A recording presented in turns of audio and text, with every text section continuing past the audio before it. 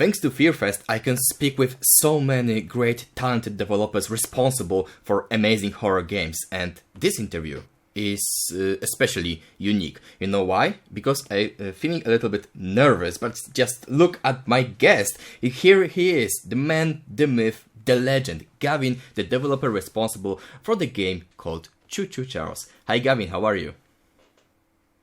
Hey, I'm doing pretty good. Thanks for letting me be a part of this. Yay, it's very epic. So I wanted to ask you about one thing.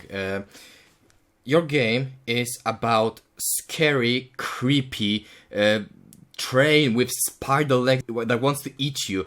I mean, how did you come up with that? What inspired you? Back last year, I was trying to figure out what my next game was going to be. I was trying to figure out what would be cool. What are people going to be interested in?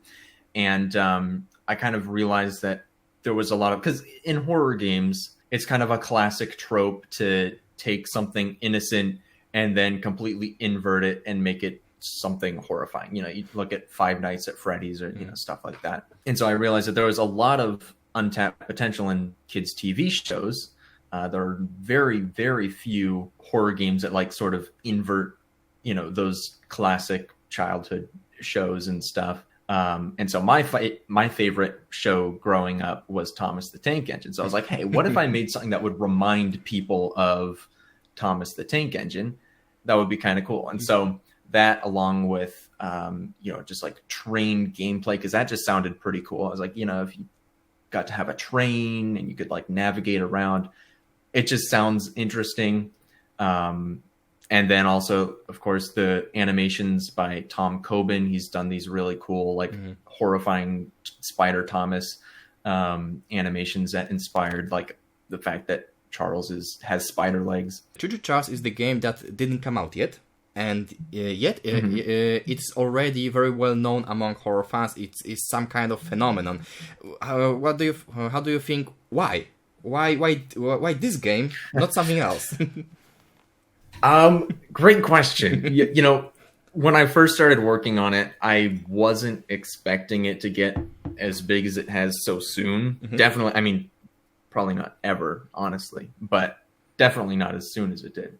I think part of it probably is just the untapped potential in these, because I mean, like Thomas the Tank Engine is incredibly well known, and so seeing, and even this is another thing that I didn't even realize, is just how ingrained Thomas the Tank Engine is in like meme culture. I didn't even really realize that, but like the Skyrim mods, I didn't realize that was a big thing even. So, Thomas has made his way around. So I think seeing something that is reminiscent of that, it's just, you instantly feel just sort of a connection to it. There's that familiarity there. And then I think also kind of the sort of more unique approach with the gameplay, at least as far as horror games go, because typically in the indie horror genre, there's not a lot of innovation on the gameplay side. And I'm not saying Choo Choo Charles is like some crazy, magnificent feat, but it's a little different. So I think it stands out a bit. If you're interested in Choo Choo Charles, you can go and wishlist and follow it on Steam. It's going to be coming out there hopefully sometime this year. Very epic. You can also follow me on Twitter at 2star Games, or subscribe to my YouTube channel where I make development updates about the game and other stuff. Does my camera look kind of like squished in? Yeah, you are a little bit, like you said, squishy. Squished.